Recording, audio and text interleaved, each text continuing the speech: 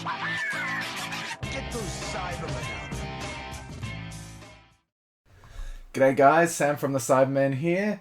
Today we have a deck profile by Shay of his Dark Broly. You guys have seen it in our videos lately, and he's actually gone undefeated twice, 4-0, and he's done really well with it. So I think it'd be cool to get your opinions on some of the changes he's made. He has some interesting calls in the deck and stuff that he leaves out that maybe other people were leaving in, like the Dark Broly Unison, for example.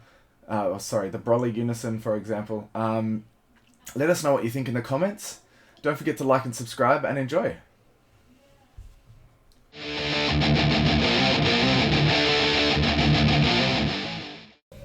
What up guys, it's Shay here. Today I'm going to be talking about my Dark Broly deck profile. I'm also going to be shamelessly displaying some merch, which is containing a lovely cold beer that I'm drinking on this warm Sydney day. Alright, let's get into it. The leader, Dark Broly and Paragus. Unawakened, this guy draws on a swing. He also has a activate main once per turn that lets you choose to take a life to look at the top, up to the top 5 cards from your deck and place 3 30Ks and drop. The rest go to bottom deck. It's an important distinction to make that it's up to 5 cards. So if you want to take your time and you don't want to mess with your deck sequencing, you can take them one at a time. If you get 3 on your first hit, easy. Just leave the other 2 as they are. He awakens and draws 2 cards. Which works really well with this archetype, as he is not he's not an energy hungry leader, so to speak.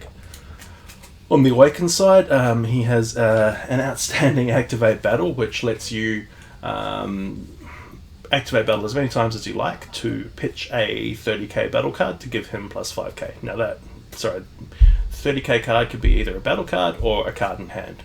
Very, very good. And his Activate main lets you put 3 cards from Warp to your drop and allows you to draw a card.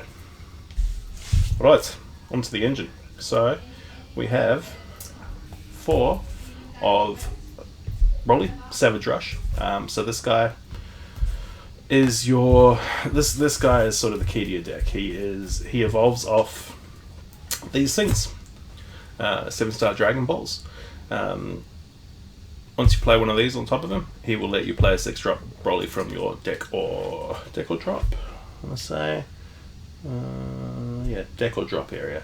So very good. Turn 1, get this guy out, chuck your ball on top of him, find your Dark Broly. Thanks for coming. You can also play these guys from your drop by paying 1 black energy and sending 3 black battle cards to the drop. So that's as a warp rather. That's a 4 of. 4 balls, because I like my balls. Need them. We'll talk more about those a bit later. Then I have the Broly boys. So we have 3 6-drops to choose from. We have the SR, which is Dark Broly Uncontrollable Berserker. He comes in, he warps one of your opponent's battle cards. Not ignoring barrier, but that's fine. We got over that. All of these 6-drop Dark Brolys can be played from your drop area by sending 6 black battle cards to the warp.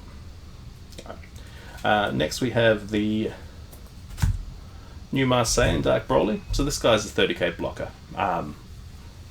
It's all he does, and honestly, that's enough. It's a defensive wall. It's also a 30k swing. Alright, next we have 4 of the Dark Broly Demon Realm Ravagers. These guys are amazing. When you play them, your opponent chooses a card from their hand to warp, and you get to go through their drop and warp 1 battle card, which, just great value. So all of these guys I run 4 of. Right, next, the cheerleaders. So we have Toa, Dark Aura Deluge. So what this Toa lets you do is sack off one of your 30k Dark Broly cards.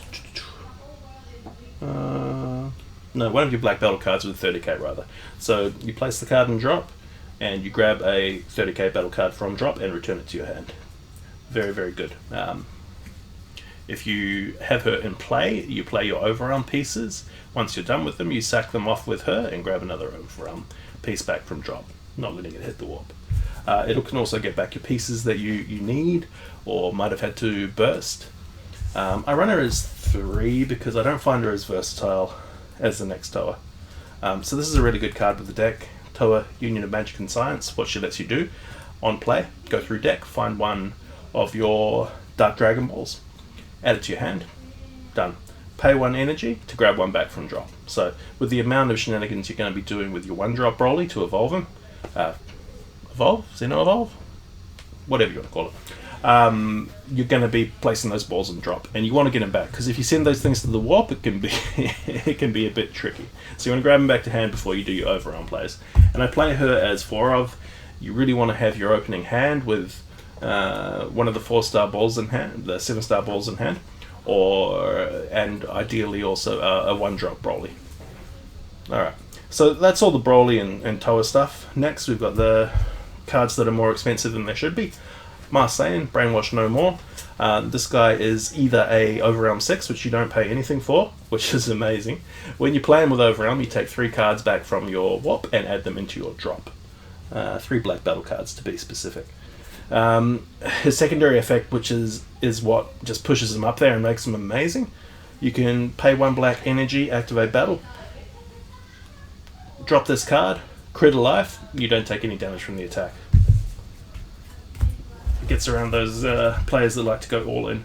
So I run this at 2, and I find that to be enough, to be honest with you. Next, Overrealm SS4 Bardock. Combat Instincts. So this guy, 3 specified black energy to play. Overrealm 6. When he comes in with Overrealm, you choose 2 cards from your opponent's hand to send to warp. He's also dual attack. So this guy can finish games for you. He's done it several times for me.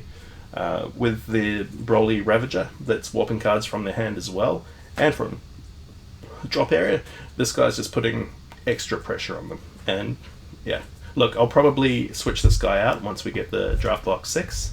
I'm thinking I'll chuck the Demigrads in place of him, but for now, works a treat. Everyone's friend, Fu Shrouded in Mystery. You should all know what this card does. If you're running black, or if you're running any deck, there's a good chance you're going to have this. It turns off all your opponent's battle cards. You're paying 6 for it, which is, it seems like a high cost. But in certain matchups where, for example, your blue matchups when you're playing against the babies, you're playing against Shenron, it turns off all those blockers, turns off all those super combos, counterplays. Yeah, forget about it. Great card. Mirror. So the creator Absorbed. I don't play her as much as I imagined I would, but she's good to have in a pinch with the really limitless combo power that you have there. And it's nice that it's Overrealm 4 to get at as well. So quite cheap there. Paying 1 energy. She's 30k. She's also Deflect, which is great in today's meta. And yeah, chuck a double strike on her. Thanks for coming. Super combos. Right. So these guys, SS Vegeta, Prince Strikes Back, black bottom deck 1, draw 2 card. Really, really nice. Putting cards back, this is when your Dragon Balls come in handy. You're putting them back into your deck, and you can fetch them back by playing a Toa or another card I'm going to go through shortly. So those are at 4. Alright. SS3 Tag Team, Sun Gohan. A bit pricey at the moment. TCG is just going mental. I wouldn't be paying $160 for the card, but it is a good card to have. When you're activating your leader's battle effect to discard a battle card from play, counts as removing it with a skill. This guy comes in, can come in clutch. He doesn't have barrier, unfortunately, but look, a free 15k black blocker, I'm not complaining. So that's a 2 off. Alright, then we have Mick, the Broken Seal. So this card, it puts in so much work in this deck. Excuse the odd sleeve here. I just upped her from 2 to 3. Card has Deflect. When you play it, you declare a specific character and energy cost. This is absolutely crucial in the mirror, just being able to say, hey, Dark Broly, 6 energy, can't play it. You basically just, your opponent loses a turn. It's amazing. Also counterplays, it can really get around those. You obviously need to know the decks your opponents are playing, but You know, that's the nature of the game. The secondary effect on this guy: activate main once per turn, add a Dark Dragon Ball from your deck to your hand, and then shuffle it. So those Dragon Balls you're putting back with your super combo. Anytime you need to add cards back to deck, it's a Dragon Ball. You're either pulling it out with Mick B once per turn, or you're playing a Toa. So that's 3 of. I'm going to see how that goes with the 3 of. Other supporting stuff. So I have one Hidden Power East Supreme Kai. I just found more than one was not really necessary. Typically you're holding onto it and it's your game ender. If you don't get it, look, you're swinging so aggressively with 30k bodies, you're not going to... A lot of times you just don't need it, to be honest. SCR, so negative energy Dragon Balls. One thing this deck doesn't have any of is barrier removal. It also it has limited options for dealing with decks that go wide. This is your answer to that. So, your opponent's going in, pressuring you. You're always, generally speaking, you're going to have cards in your drop, and this is going to be coming out for free. Your opponent's putting a lot of pressure on. They go in for that last swing of their turn. You drop this in the battle. You wipe their field. Sure, you wipe yours, but you know what? You're going to play all those boys back from drop, by and large. I considered other SCRs, Demigra, Gogeta, Smoke Dragon. Smoke Dragon was probably the only other one that I really entertained having in here for a bit of fun, but I feel that this is so much more versatile. Anywho, negates. So I run 5 negates in total, 2 Protector and 3 Power Burst. Protector has saved my life many times. Quite often your opponent will prefer just to stop going in at you rather than triggering the continued Protector effect, which gives your leader +5 every time it's swung at by a battle card. And it also allows you to take a piece from your hand and put it in the drop, just if you need that extra card for the next turn. Power Burst, I think this card needs no introduction. This grabs back your 1-drop Toas, your 1-drop Brolys, anything you need in the name of a 1-drop. It's also great when you're tapped out, obviously. Sparking 5, outstanding. Last but not least, the IAR from set 9, Majin Buu's Human Extinction Attack.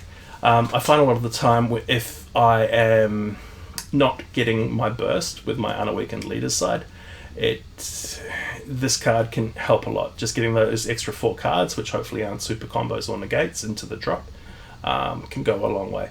It's also 15k combo power, so that's nothing to be sneezed at, and lets you warp cards from your opponent's drop. So look, just an all-around quality card. Happy with it as 2 of. I have no considerations to take it out.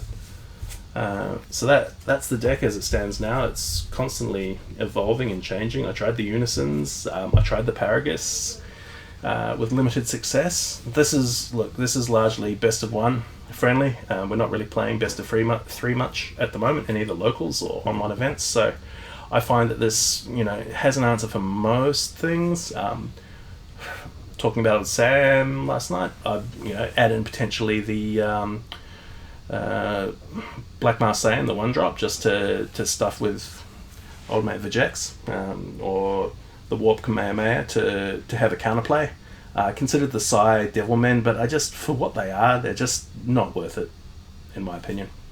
And look, this deck's going to change again when Draft Box comes out. I'm thinking about the Toa Unison, whether she's worth playing. It's good to have options. Anyway, I'm keen to know what you all think. Any suggestions or opinions, please feel free to shout out. And thanks for watching. Peace. Beer. Thanks for watching, guys. Remember to like and subscribe to keep up to date on all the Dragon Ball Super content. We want to thank Grand J Games for all their support and remind you to use the code CyberMen5 at grandjgames.com for 5% off all your singles needs. Cheers.